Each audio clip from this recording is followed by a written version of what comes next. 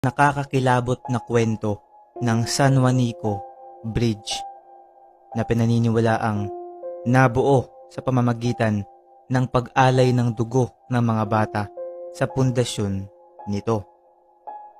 Pero bagong lahat, kung gusto niyo ng ganitong klaseng mga video, ay siguraduhin mag-subscribe sa aking YouTube channel at i-ring mo na rin ang notification bell para updated ka lagi sa aking mga video dahil araw-araw tayong nag-a-upload.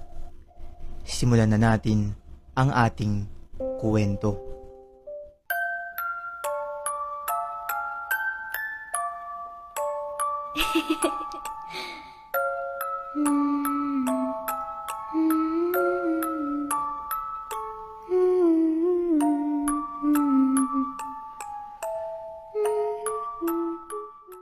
Ang misteryosong San Juanico Bridge.